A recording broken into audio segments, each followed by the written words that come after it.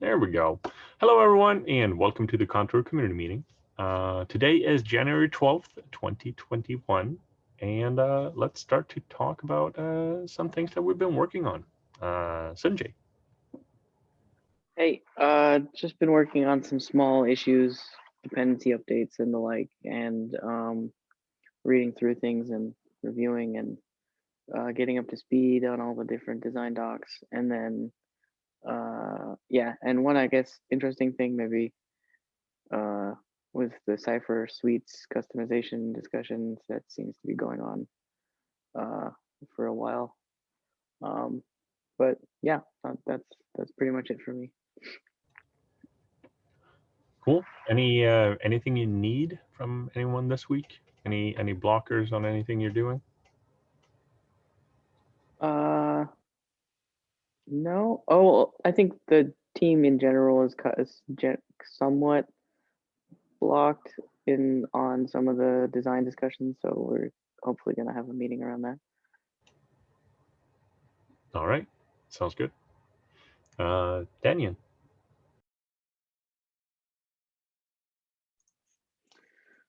Yeah, so as we discussed last week, the service APIs implementation design spec for the operator just continue to keep iterating on that spec. And as Sanjay mentioned, there may be other bigger changes coming after we all get together and kind of discuss the details from a contour and operator standpoint.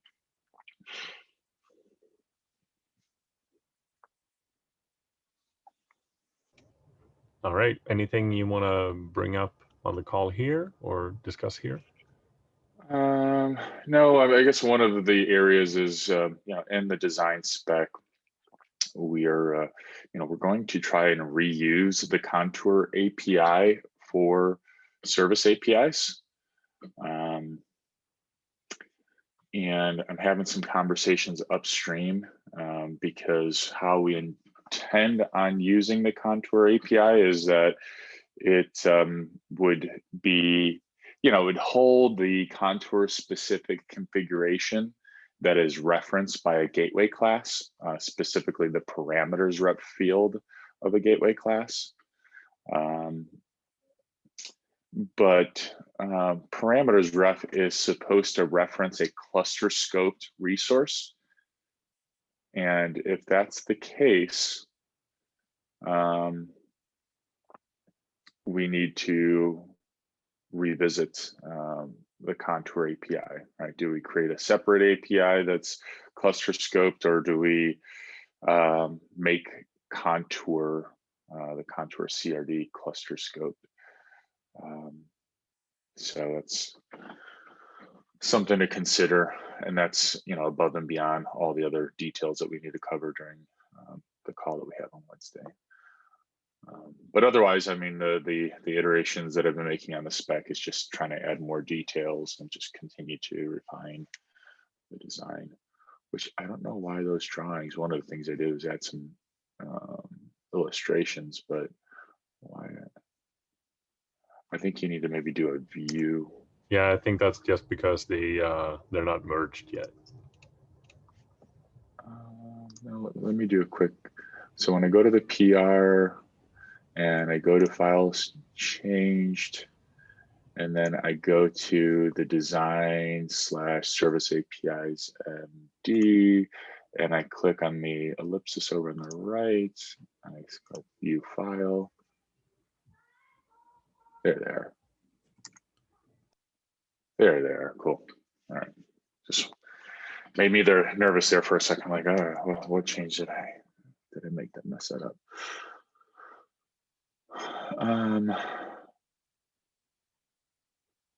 Yeah. So that's about it for that topic. I'm evolving the network publishing API. So there was a Slack conversation yesterday.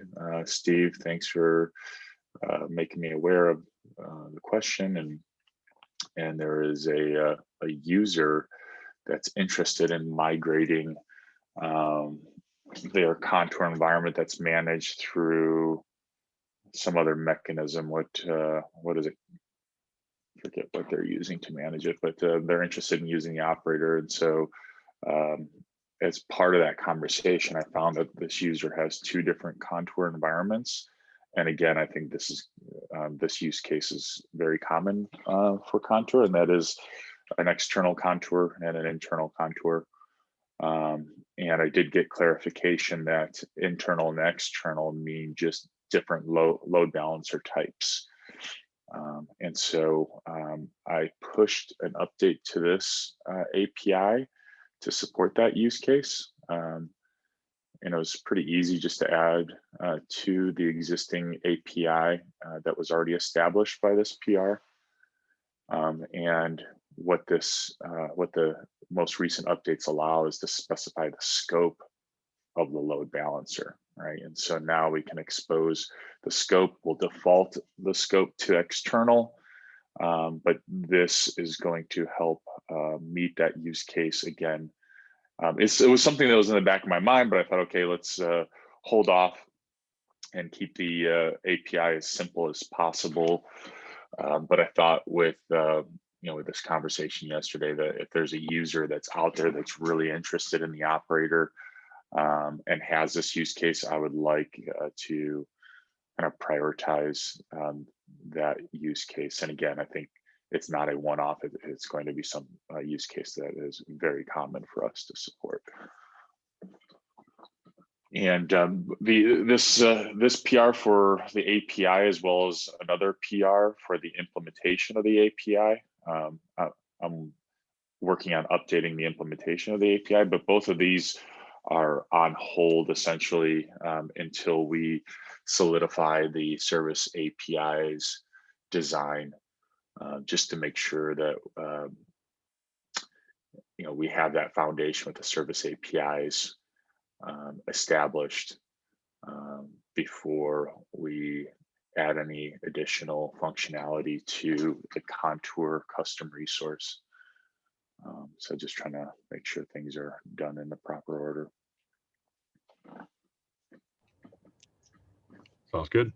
Any questions, comments on this? Nice. Thank you, Danny.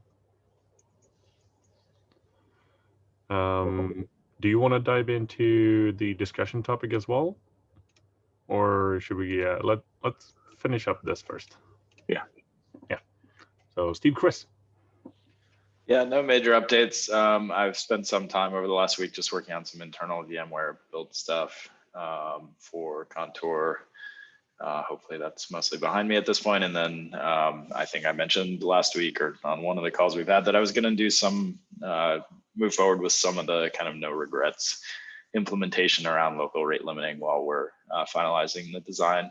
So I think there's some stuff that kind of regardless of what detailed design decisions we make, we're going to have to implement. So I've just been working on that. And, I have local rate limiting working just fine. And so I'm starting to add some tests, hopefully just stuff that's not going to have to change too much if anything changes with the design. So that's about it. Going to continue with that and hopefully get to finalize some of the design stuff for rate limiting and other things this week. Sounds good.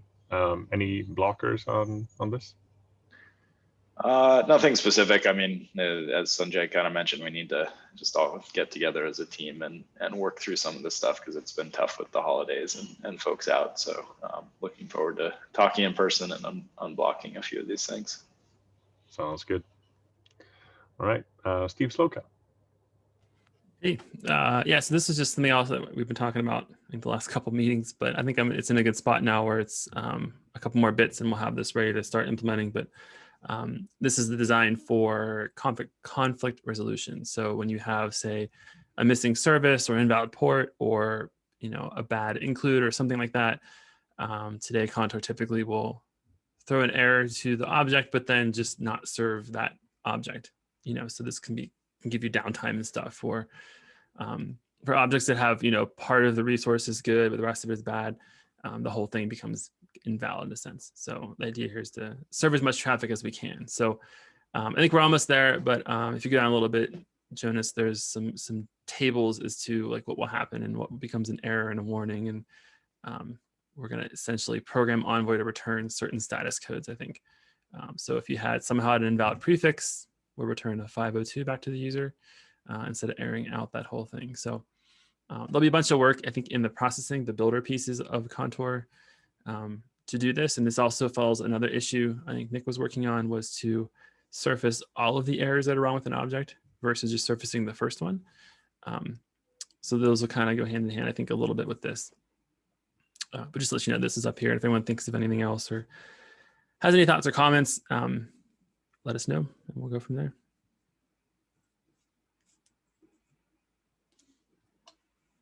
Sounds good. Any comments?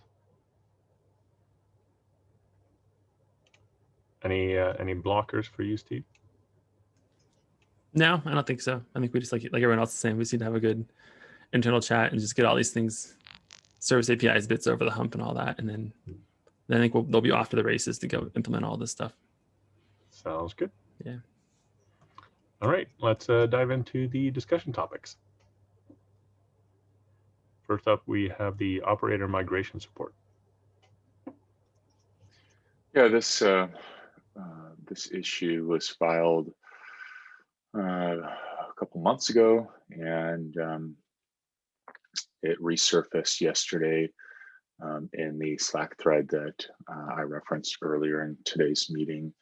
Or a user has a Contour environment that was managed, deployed through different utility, customized through customize, and is interested in using the operator to manage these environments. And so yesterday I spent a little time saying, okay, what are kind of the migration scenarios or test cases? And I said, okay, let's start off with kind of the simple one where a user deploys Contour using the quick start rendered manifests.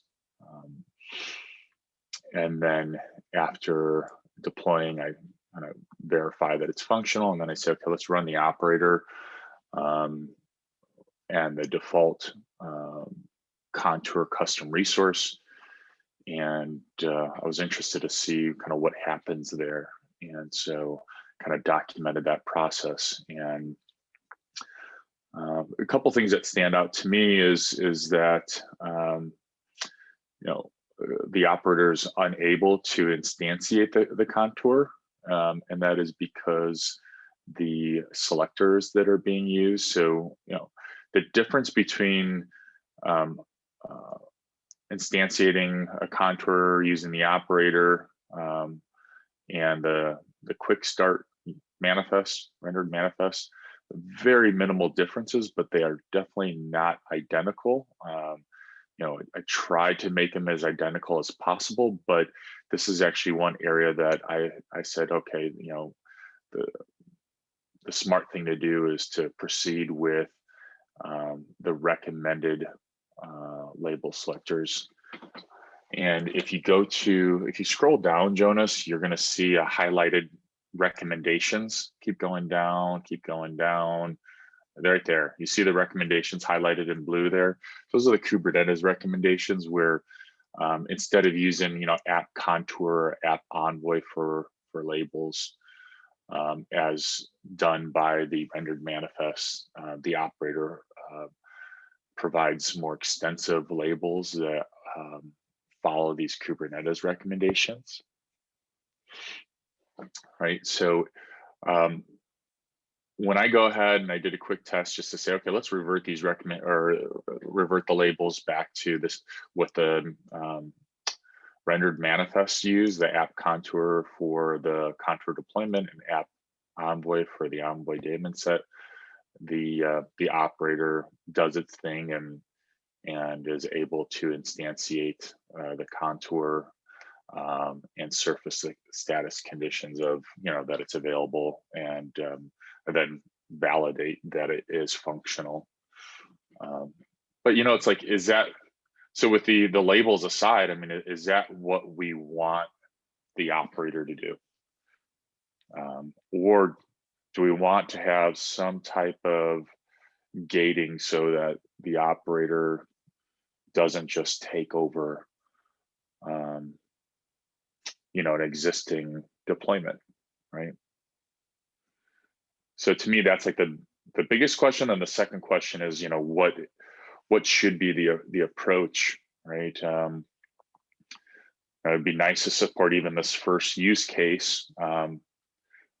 I can go ahead again, change how the labels are done, but it just seems like actually, and I've got a link right there, right after the highlighted recommendations, that this issue is being tracked in Contour. So it's apparently this issue explains that these labels should be updated in Contour to follow these recommendations as well. So just wanted to bring up for discussion topic. Again, the bigger question is, is this the behavior that we would want the operator to take with the labels aside? And then the second question being is, what is the approach from the label standpoint? I think I know the answer to that question, and that being, update the rendered manifest in Contour to follow these recommendations. That won't necessarily help for existing Contour deployments that use the older manifest with these older labels. But anyways, I think, again, the biggest question is, is this the behavior that we want the operator to take, just to take control of existing deployments? You could maybe only support the operator upgrading from a certain version of Contour, but I don't know how. A certain version of Contour's existing deployments. I guess in upgrade scenarios, you somewhat have to be selective about all the scenarios that you support, I guess. I don't know, Steve, you had something else? Yeah, I'm trying to think if you'd have a cluster and you wouldn't want the operator to take over, but I think maybe there's like that managed by field to like give ownership that, hey, this is managed by the operator. I know the Knative folks use Contour.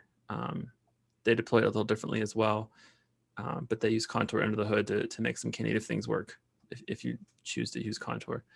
So there's a case where I think maybe wouldn't want to manage that instance of it, because the Knative folks have their own life cycle and sort of set up for that, which may not match what we're doing here. So I don't know. Yeah, I think if you had that right label, that managed by, I think there's an example of that somewhere in here, where it's like managed by Helm. That was this one right here.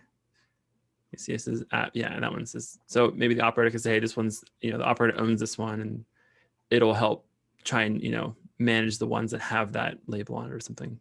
Yeah. So we're kind of on the same page there. Yeah. So the operator follows kind of this label pattern that we're seeing here on the screen, where it shows, okay, managed by is actually two fields. One is the name of the Contour, and then the namespace of the Contour, since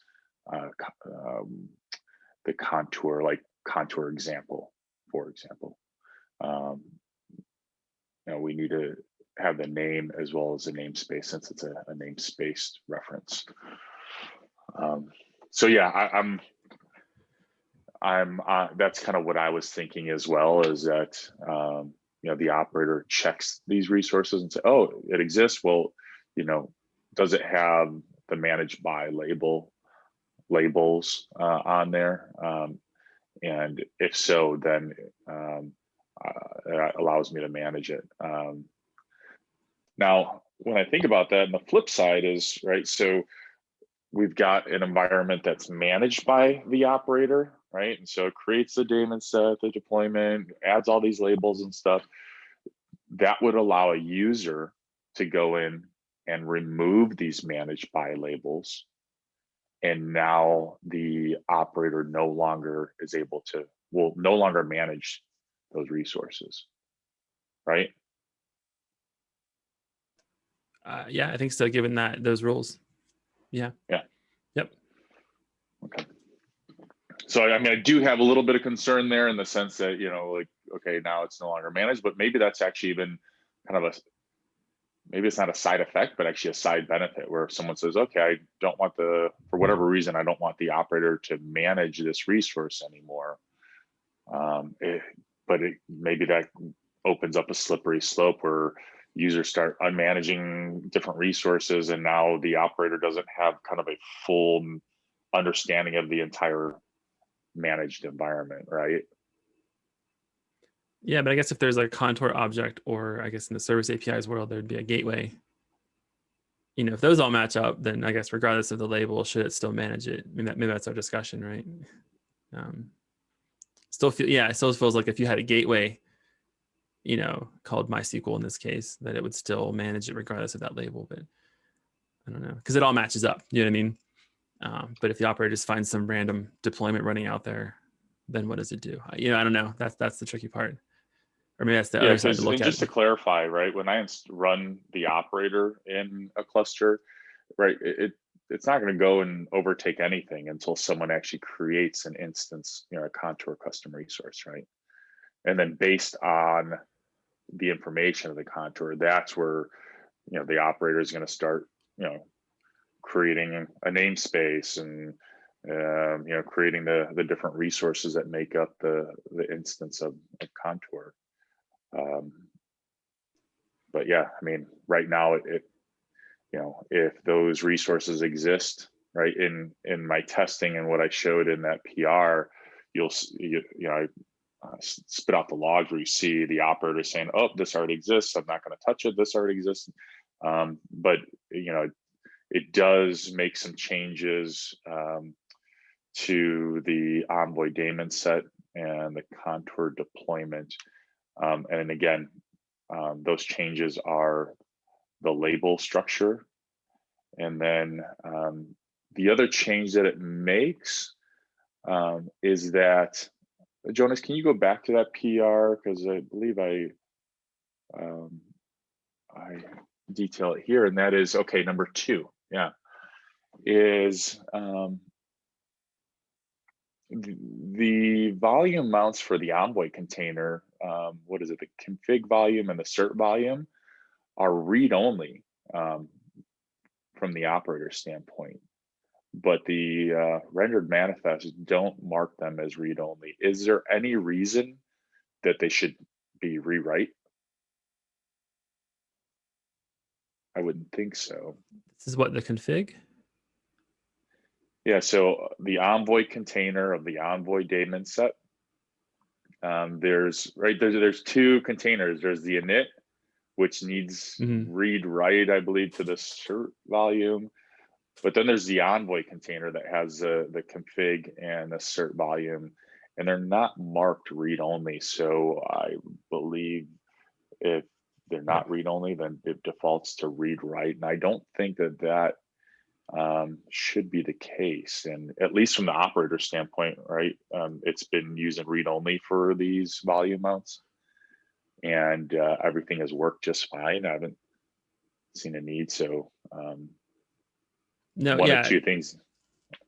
Sorry, so go one ahead, of 2 Damon. things needs to happen. Either I need to update the operator to make them read-write because I'm missing something. Again, everything seems fully functional. I haven't had any bug reports associated to this, but wanted to find out from the rest of the team. Yeah, I think out of the box, the Envoy config shouldn't be changed, but the out-of-the-box configuration, so that the bootstrap config that we pass that gets created by the init container should be read-only to Envoy, because we don't do any hot config reload or anything like that with Envoy today. So that can be read-only as well. Yeah, the certs can get updated, but I don't think Envoy needs to do that. You know what I mean?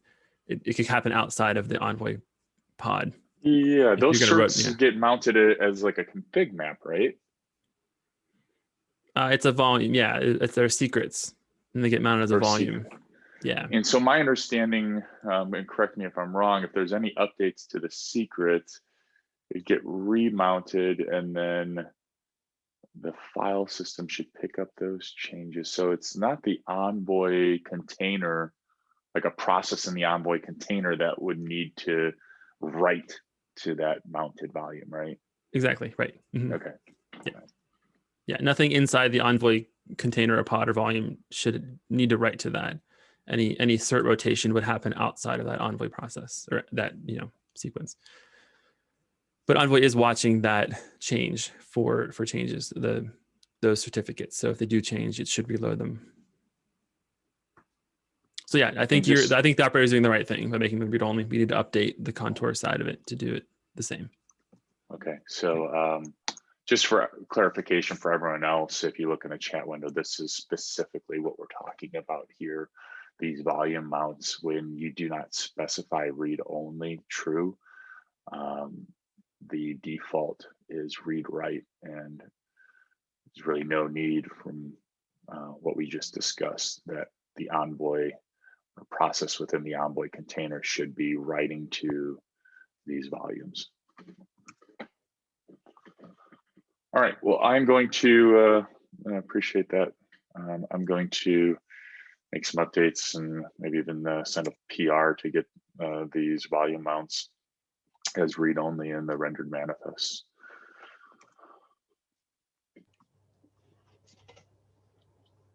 So Awesome. thanks for that feedback. Thank you.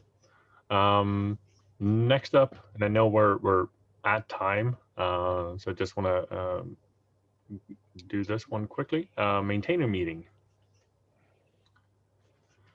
Yeah, Yes, Nick owns that one, so we'll poke Nick to get you added to that. Okay. Yeah. So we. Yeah, and I got a message from Nick saying like, let me see here really quick. Oh, it wasn't a direct. But yeah, he basically referenced, hey, let's discuss this over the maintainers meeting. But I don't have the details. So if someone has it on their calendar, can someone send it to me? Yeah, I'll forward it to you, and then I'll have Nick add you properly so you get all the changes. Okay. Yeah. Cool. Yep. Awesome. Thank you. All right. And we're at time. So I'm gonna finish it up here. Thank you all for joining today. Thank you all for the great discussions. Have a fantastic rest of the week, everyone, and see you all next week. Thank you, guys.